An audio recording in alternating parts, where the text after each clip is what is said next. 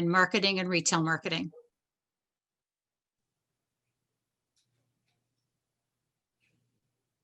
Sandy, Jessica, Tom. Hi, everybody. I'm Tom McGee. I'm the Dean of Career and Technical Education, and it's great to have you here tonight. Hi, I'm Sandy Litkin. I'm the Administrative Assistant in the Career and Technical Education Department. Jessica Shad, Admin Assistant in the Career Technical Education Division 2. Thanks. Well, Okay. Our business club members, do we want to start with the president? Everybody, I'm Maddie Borst, the president of Business Club. Hello, everyone. I'm Jacob Martin. I'm the current treasurer of the Business Club. Hi, I'm Liz Barnicki. I am the social media marketing director of the Business Club. I'm Ian Brockamp. I'm a member of the Business Club, helping with the spring fundraiser. I'm Rachel Houston. I'm just a regular member of the club. Oh, Rachel, you're more than just a regular member. Is that all of our members? All right, so we always have our Meals with Mom and our Dinner with Dads. Welcome with our president, Dr. Clint Gabbard. He's the rock star here on campus. So Dr. Gabbard, take it over. Okay, and I will be joined by two other rock stars, two corgis in the background. My wife's not home yet, but she might be because they're letting me know that. So would love to introduce you to Bubba and Molly. They're just so much more electric than I am. Thanks to our presenters for being a part of this evening. Jordan and Mark and Marlon and Brian. We really do appreciate when folks who have made a significant mark in our community just come back and talk about the investments that they've made, the things that they've learned, and really often the things that they've learned that they wish that they had had somebody tell them a little bit earlier in life. I'm assuming that this evening you all are going to dispel the notion of the magic beans.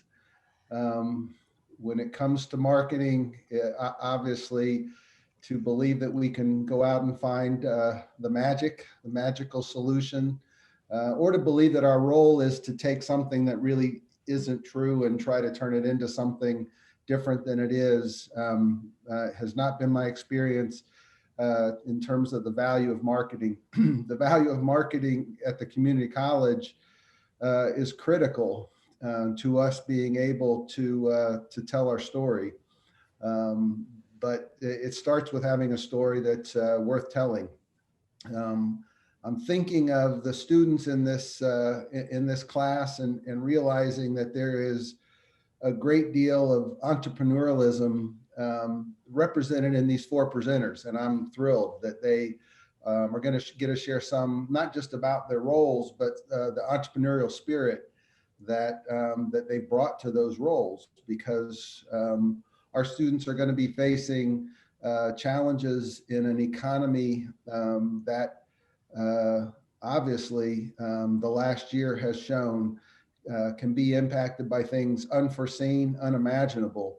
And yet the spirit of entrepreneurialism for me is about taking your talents and your gifts and applying it to solve a problem. And McHenry County College and school in general really is about that cultivation of your talents and gifts, taking the things that you already may have some inkling as are a value or a belief or a skill that you have, and then honing that, because if you spend the time cultivating that skill or that talent, and you want to direct it towards telling the story of some nonprofit or some company or some community college, there's going to be a need out there. We continually think about how we can better inform our public about the great instructors that we have,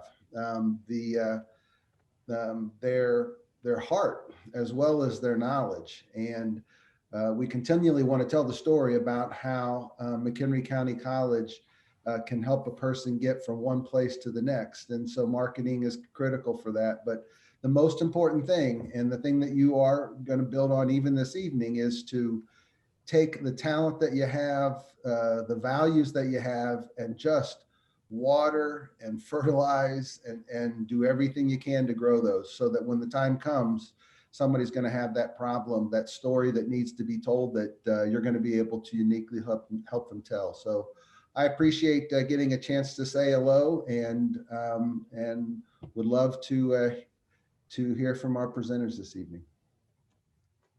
Thank you so much, Dr. Gabbard. So the next thing before we start with our speakers, just a couple announcements I want to make. If your name on Zoom is not the name that you registered with, please put your name in the chat. We have myself and a couple of the business club members that are doing the check-in. I know some of you are attending for either an assignment or an extra credit, so I need to make sure that we have you checked in to be able to provide that to your instructors. We also ask that everyone is on mute unless you're speaking. And when we start, we're going to have the speakers give a brief introduction of themselves. We did send out their bio to each and every one of you. It's also in the chat if you would like to have that as well.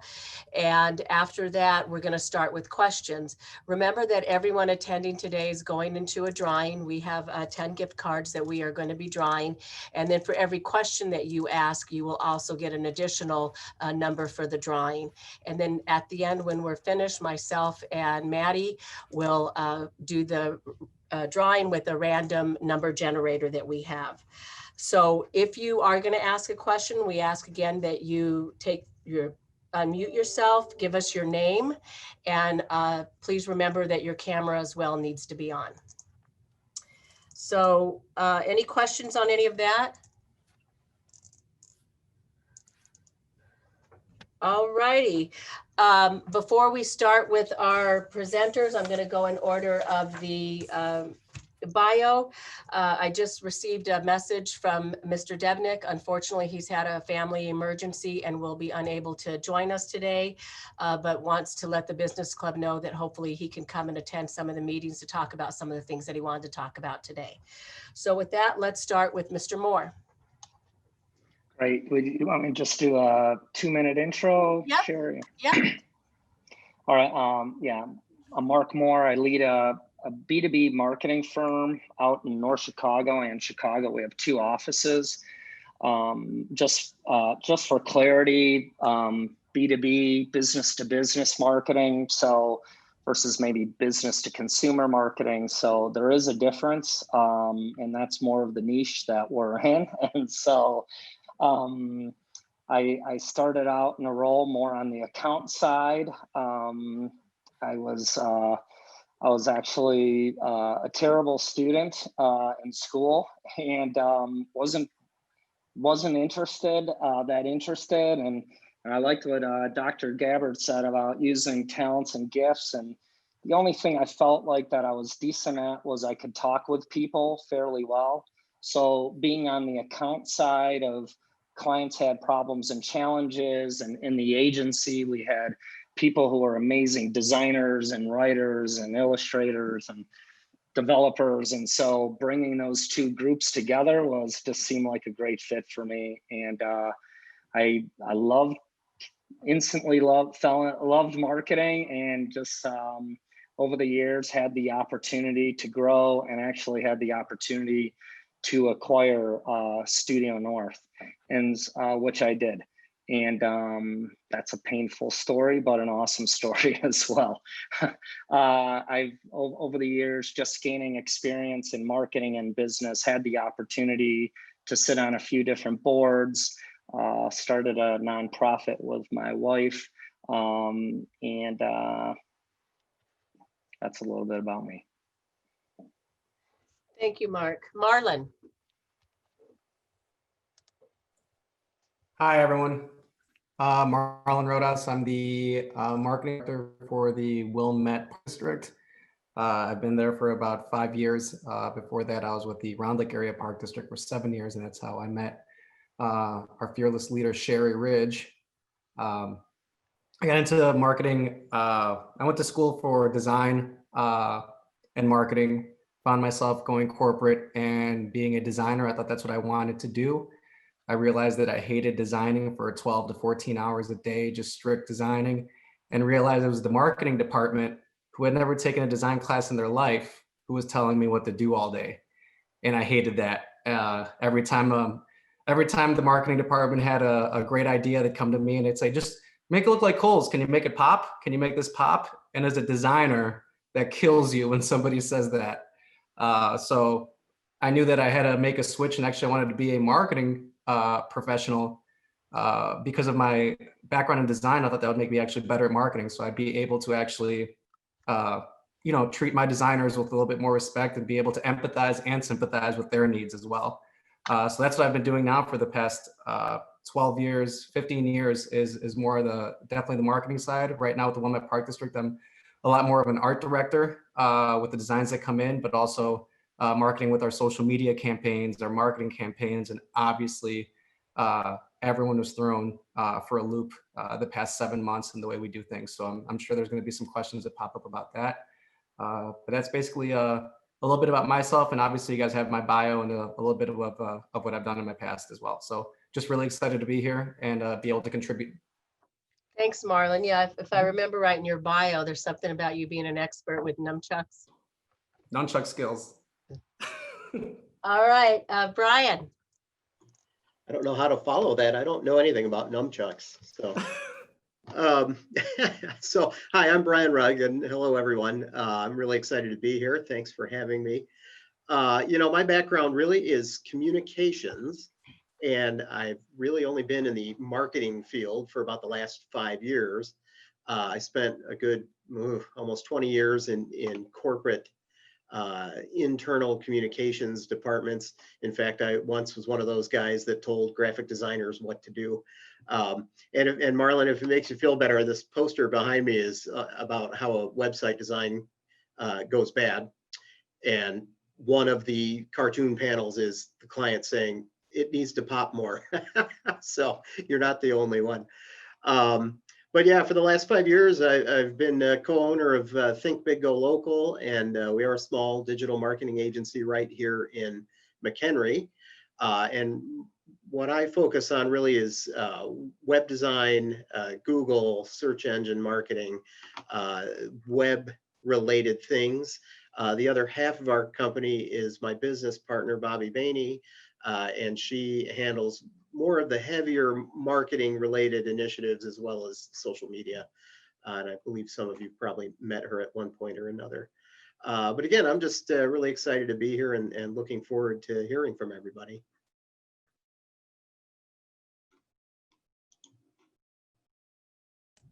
Thank you, Brian.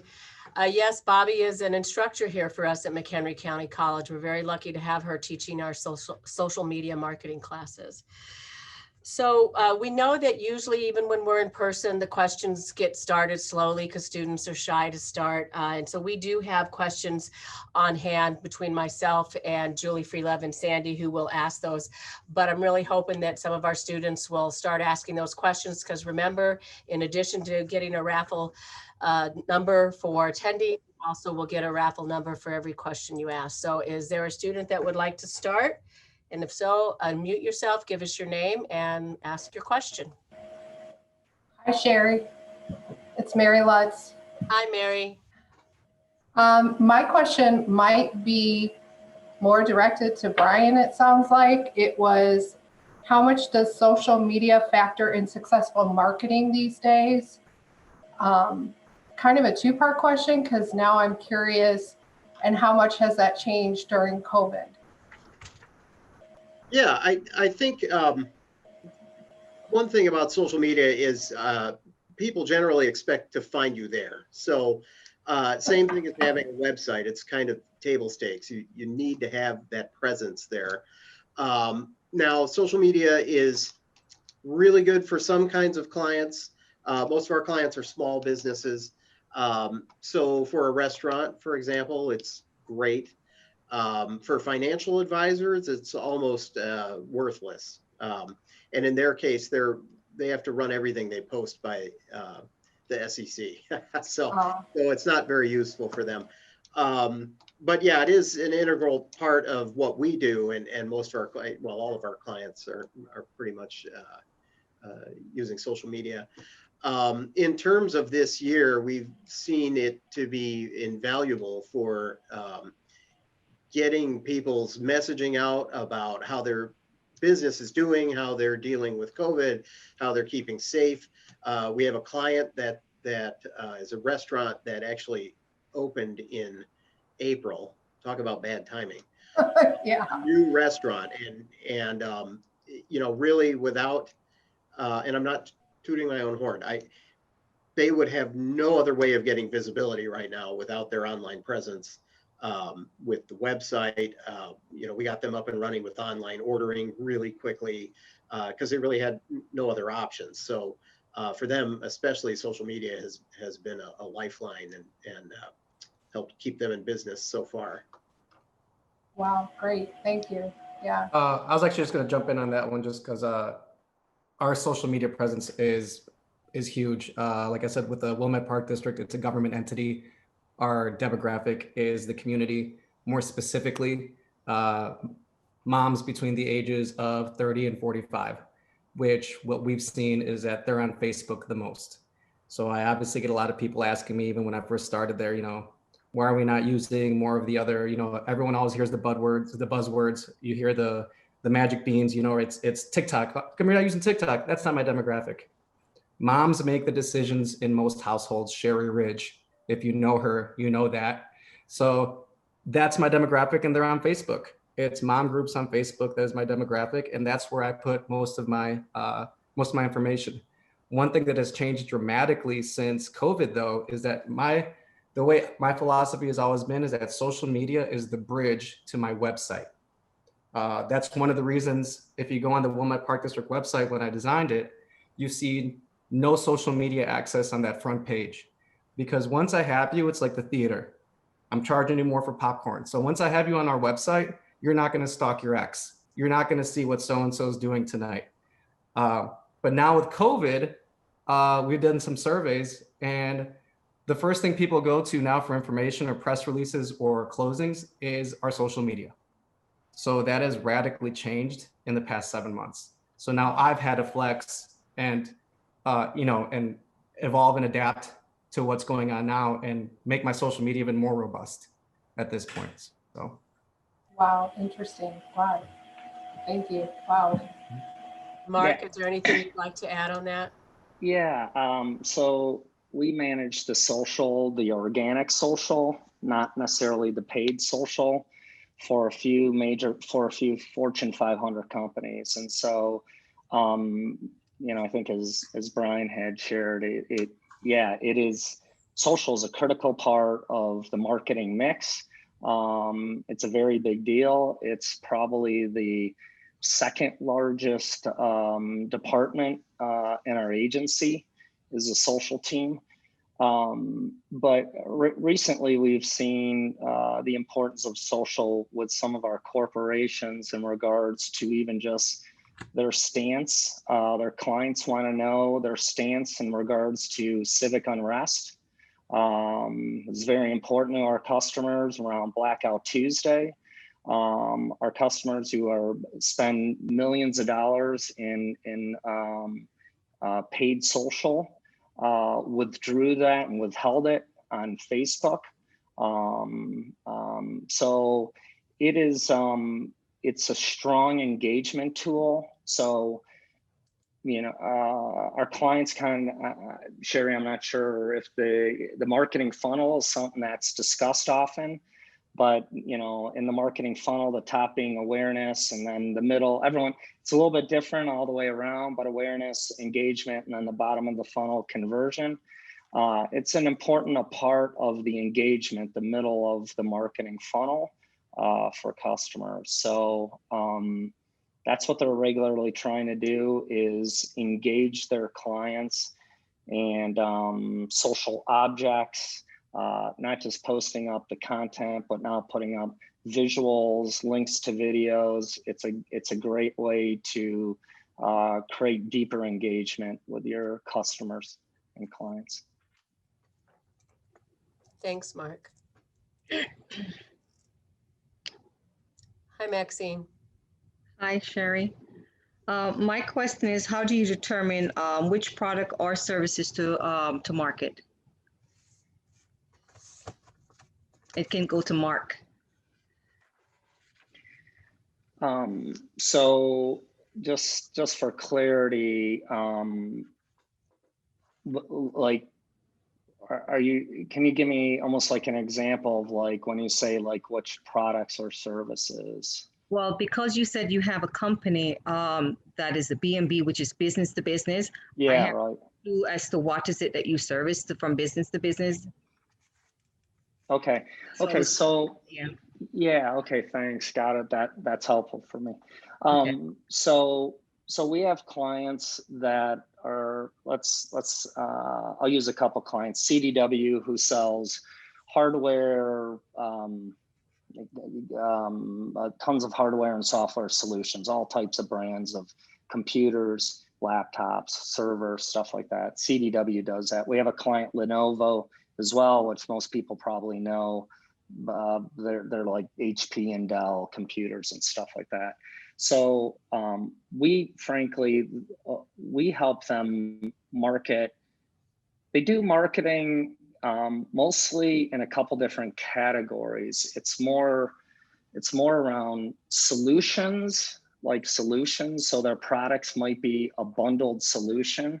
And then a lot of times we do marketing by segmentation, and the segments are usually vertical markets. So let's use an example. Lenovo wants to sell a whole bunch of laptops and computers and servers, and they have their sales force is in, they have a whole bunch of people who call on the financial services industry. I think Brian talked about that earlier. And so Lenovo, their reps are trying to sell to banks, to credit unions, to capital market firms. And so we will actually, the marketing that we create will speak specifically to that particular vertical.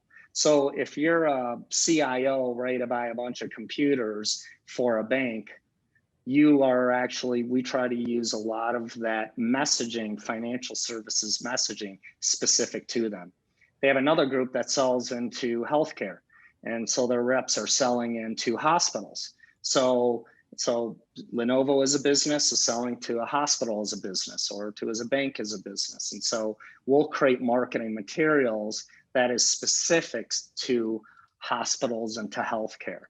I might be talking about HIPAA compliance and how the computers can address that, or maybe they have antimicrobial keyboards that makes it safer to buy these, types of laptops, prevent from transmission of diseases or whatever. So really it's segment categorized or various solutions, right? Data center solutions, cybersecurity solutions, or whatever. And the products fall within those solutions or within those segments. I'm sorry if that was just like crazy, like in the weeds. No, thank you. At least it gave me some, more understanding to what, you do business to business. Yeah. It's really, we help one business try to sell to another business. A lot of companies, especially advertising agencies, right? They might be selling a product to the consumers, all of us, right? It's every or most like commercials you'd see in the Super Bowl, right? Selling Doritos or Bud Light or whatever. So we're not in that type of marketing or advertising. So thank you. Yeah. Brian, is there anything you would like to add on to that? I know that you all have several different services that you provide. How do you determine which one you're going to market?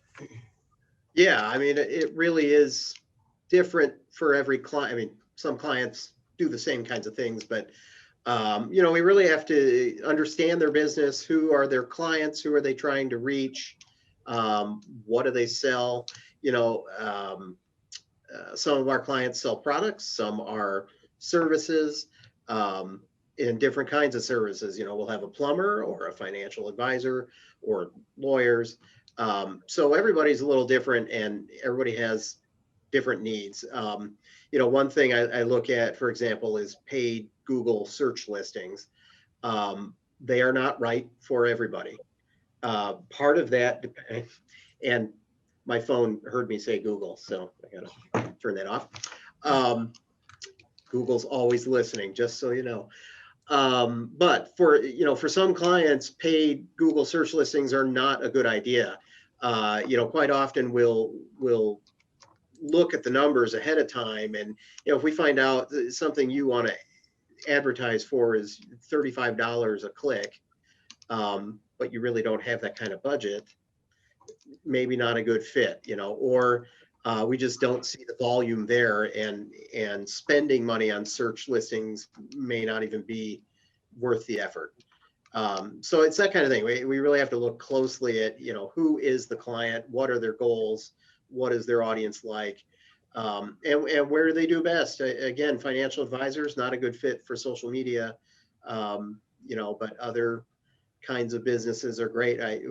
We have a client who's a plumber and a part-time comedian, so you know, poop jokes galore out there on social media, and he does great, and he's had people hire him because he's funny. So you know, that's kind of how we figure it out. Okay, Marlon, you had talked about how you focus on Facebook's because that's where your target market is. How do you determine which of your programs or the events that are happening at the Park District, how do you determine which ones you're going to market and what venues you're going to use to market them? I think, you know, and that's a great question. And it's something I think that any marketing professional, especially how I work, working for a government agency, and people that don't understand what marketing actually does. The way that, I'll just tell you a story. When I first got to Wilmette, one of the first things that people wanted to do was, hey, Marlon, the programmers would be like, my karate class hasn't been running with the 10 people I need. It's only been 2 people every time, and I've had to cancel a lot of classes because we don't have enough people. Can you do a Facebook post? Can you do a flyer? Can you do a poster? Can we put some banners up? And, you know, I'd ask, well, let's see how long this has been going on. Who have you been marketing to? And then what I would tell them is, no, I'm not going to do all that, because you also have to listen to your audience, and they're letting you know, we don't like that class. So, you know, it's one of those things where I first got there, people wanted me to just every class that was not doing well needed a Facebook post. That's what they thought it needed. Then when I did my surveys and face-to-face interviews with you know, my audience, I realized that we actually had to redo the way we're actually marketing and advertising our programs. We went to now, it's been a great thing even through COVID, is that now we're marketing the days and not the programs themselves, but what parents we found out are looking for is they have a 6 and a 3-year-old, and they're free between the hours of 2 and 5 and 6 and 8. Those are the programs that they're putting them in. So it's not exactly the program that they're looking for, it's space and almost just babysitting. So when you ask, you know, what am I programming a day more than anything, but it came through 2 years of doing a lot of interviews and a lot of surveys and finally coming to that conclusion, and then obviously getting buy-in from everyone. One of the ways that I choose how I'm going to market it, like I said, through Facebook, is because of that, because I realized who my market was and where they were on. And that's why I use, you know, Facebook and the website and things like that. Like I said, it was a game changer when we realized that people weren't looking for programs, they were looking for dates and day availability. Changed it. Okay, thank you. Next student question. Oh, you can go. Marlon, can you explain what a marketing campaign entails? And what was your name? Veronica Misak. A marketing campaign for me, I'm thinking of what we just did. That was, we just redid so not this past 4th of July, but the July before that. We redid our 4-mile event that we had. We had a 4-mile race. I completely redid it into a 5K, food trucks, beer, 5K. If you brew it, they will come. I did that in about, I would say, November. And the marketing campaign for that involved getting postcards out to the whole community, e-blasts out to people that had done the race prior as well. So they knew exactly what was going on. We had a schedule of social media promotions that we did throughout, starting from January 1st all the way through July. What our campaign involved during the first 4 months was actually just a teaser. So we were just telling the community something big's coming in July, and then we'd give like, you know, some, we would also give some clues and trivia of, you know, what to expect. And they realized it was, you know, about the 5K and how we were changing it. But it involved social media campaign, print campaign throughout our facilities. It also involved obviously our website and a lot of word of mouth, and obviously our partners. The Village of Wilmette helped out get the word out, and also we had two local breweries get the word out as well about our 5K, and we ended up tripling our attendance actually with that 5K that we did. And I know I'm going through a lot, but I don't want to take up all your time because I could talk about this for the next hour and a half of everything that we put together.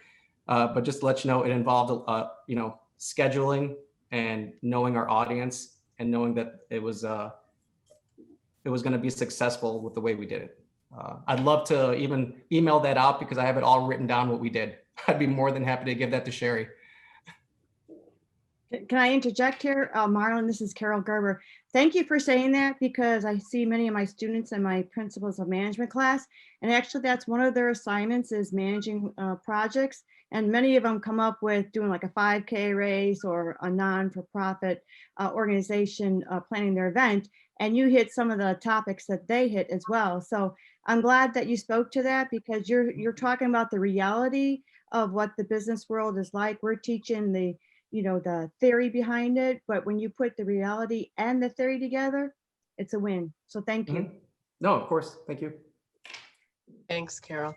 Would Brian or Mark want to chime in on that? I think the question was, what's the best marketing strategy that you've used? Yeah, I'll jump in. I thought I heard the word campaign in there. And so this is, you know, I'll just, yeah, every marketing campaign is different. I'm just glad to hear that you're using the words campaign.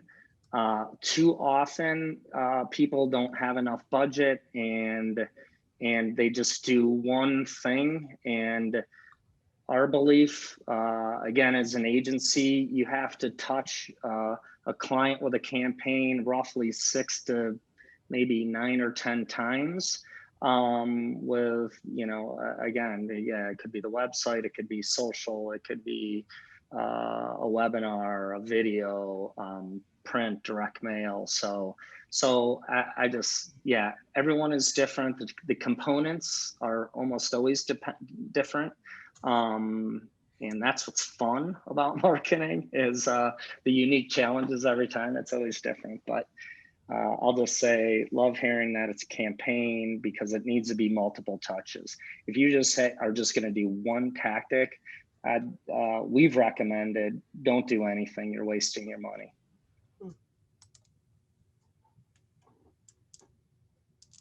Yeah, I'll just jump in real quick.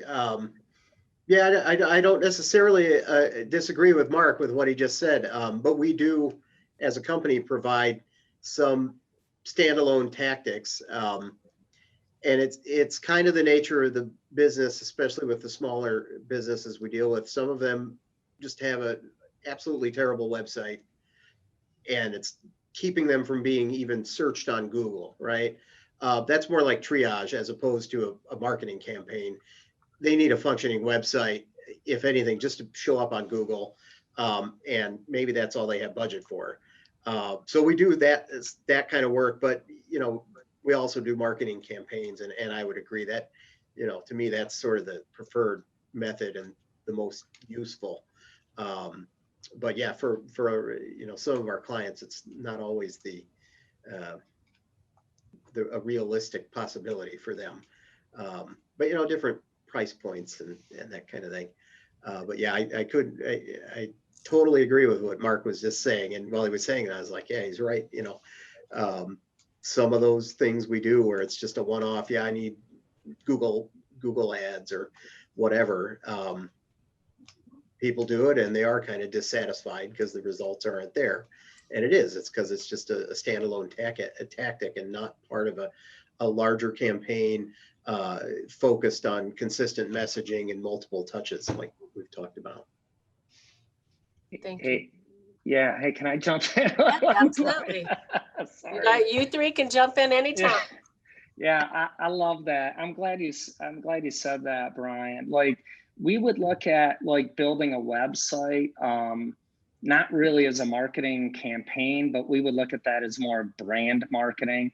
It's sort of like just the price of entry to be in business. It'd be like maybe having business cards. We wouldn't see that as part of a business, as a marketing campaign, like really trying to sell or, you know, something or push something, but just really as part of more brand marketing. So, and thanks for saying that. You're right. And we've just done websites too. I mean, we call ourselves integrated marketing because it's all the different components of marketing.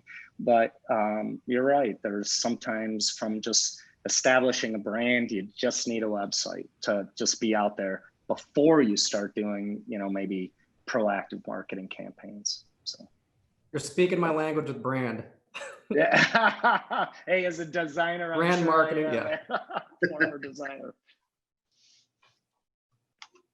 Hello, my name is Jessica Pointer, and I have a question. Have you ever marketed a product internationally? And if so, what are some of the challenges you encountered while marketing to another culture? Good question. I'll just jump in.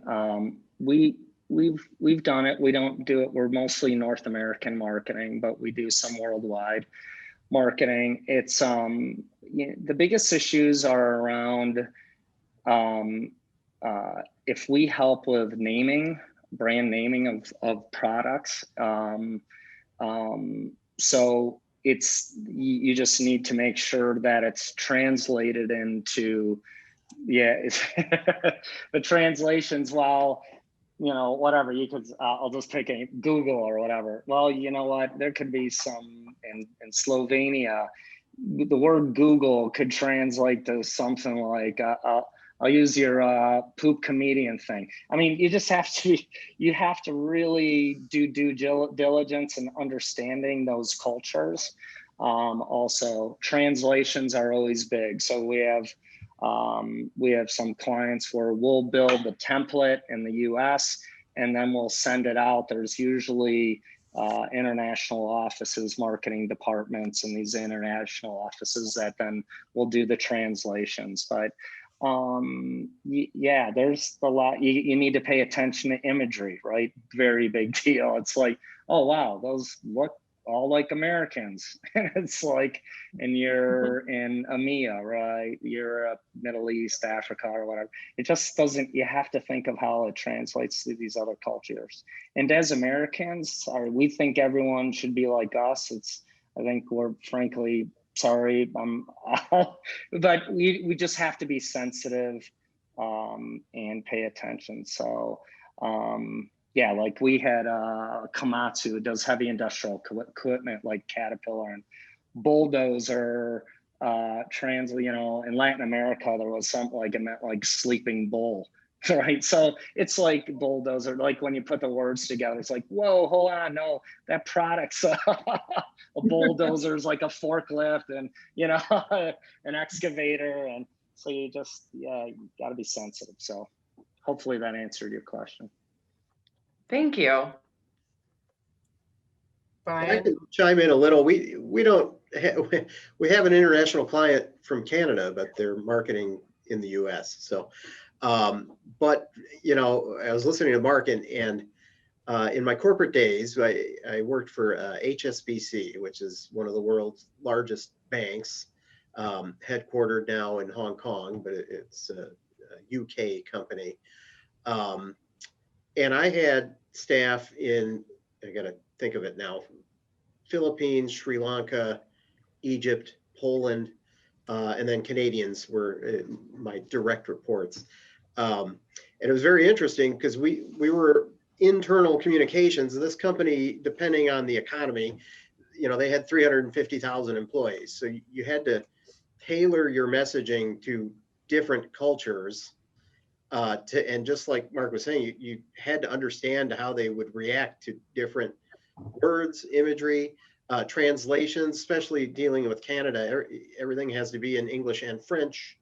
And, every once in a while, somebody would try and just use a Google Translator or something, and that would cause no end of trouble.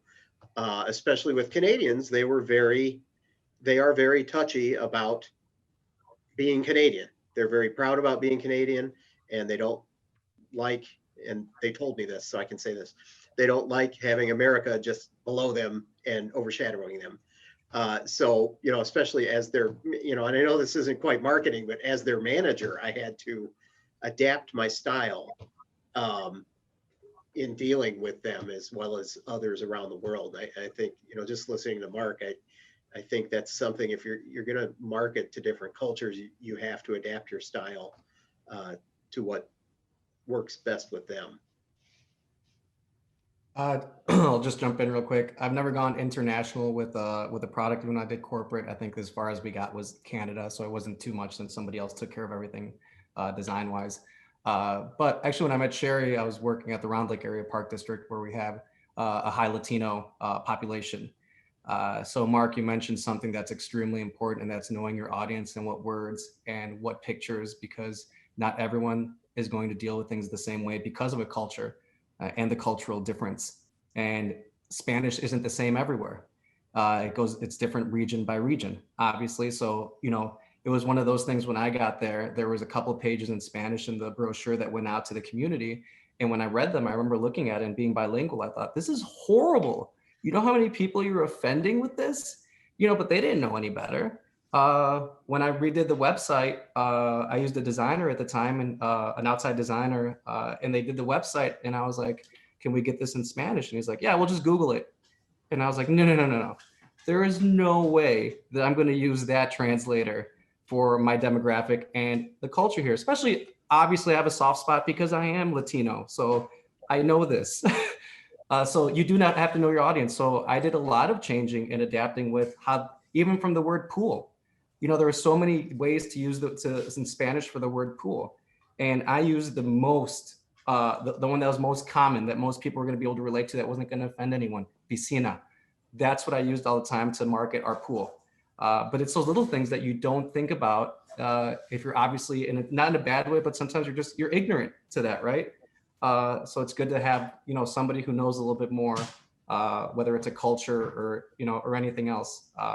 So I have had to obviously change whether it's a picture or wording to market to a different culture. We ended up doing over 50 pages in the brochure that were in Spanish, and I would comb through those and translate it myself when I was there. And I was very proud of it too, to tell you the honest truth. And I remember when that happened, something went out, and when you offend your customer, it takes a long time for them to get over that and come back to you. So, yep. Thank you. Next student question. Hey, my name is Josh Tillman, and I would like to know current market trends. So Josh's question was, what are some current market trends?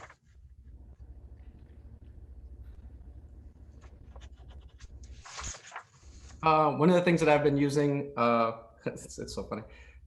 Obviously, now that everything happened with COVID, I've gone digital on everything with my brochures, with everything else the past few months, to the point where I didn't think I was ever going to print another guide again. And then it just so happens about a week ago, I don't know if anyone else received it, I received my Amazon wish list brochure. And I was so excited to see it. It made my day.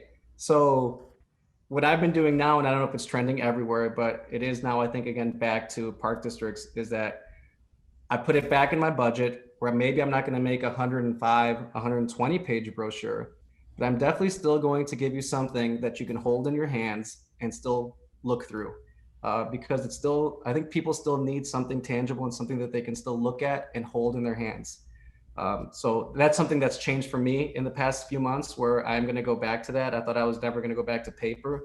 I've been talking to a few other people, obviously more peers, and they've actually noticed that the old school paper is making just a little bit of a comeback, just as a one-on-one with people. That's just in my department. You know, I don't know how Brian and Mark, what they've seen. I'm really interested to see what trends you guys have seen as well. I'm talking about something obviously hyper local that I've seen with my demographic. I can jump in real quick here. I don't know if I call this a trend. This year we've seen, and this will sound obvious, again, given our client base of small businesses, a lot of them were caught flat-footed and needed to quickly get online and get some online visibility, website, social media, online ordering, all of that. So again, I don't know if that qualifies as a trend, but that's what we've seen a lot of this year. We're desperate. We got to get online. We don't know what else we're going to do, that kind of thing. Yeah, I think that's really all I can add there. If I could just add, Marvin's Toy Store in Crystal Lake, the owner is going to be speaking. The business club is having a workshop where businesses are going to talk about how they survived through the pandemic. And I remember when she reopened in June, some friends and I went there, and she was very happy to see us. But she had said she had a web page, but she never really pushed it, never really promoted it. And had she not had that, it would have put her a couple months behind just to get one up and started and running. And that really helped her, because I remember telling her, I'm glad to see that you survived. And she said, if not for the website, my website and the sales from there, we would not have survived. Right.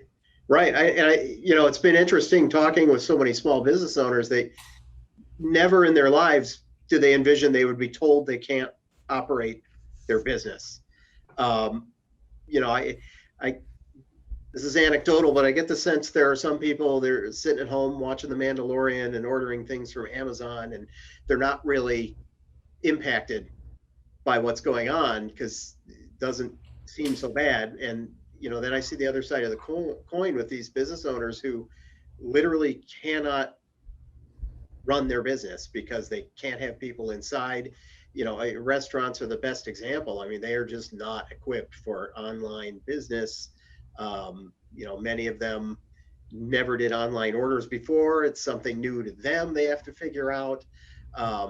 So again, I just am seeing so many people just rambling to get something going online to get out there.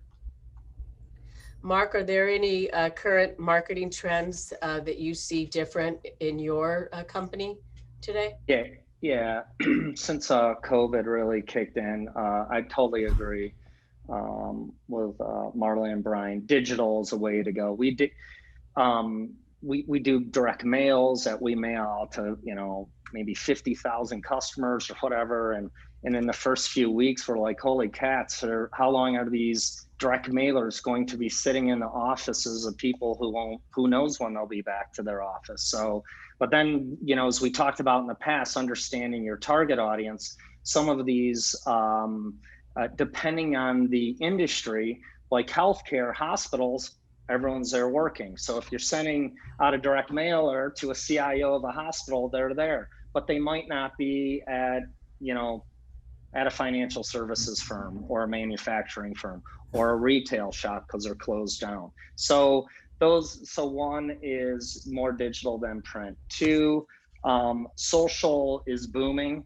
It's just big. Our clients, we're doing our planning for 2021. They're investing more and they're using more of their money in social dollars than they ever have before. Thought leadership, education is really popular. So creating podcasts, creating webinars is big. People don't know what's going on, and so they want to learn. So people are logging more onto webinars.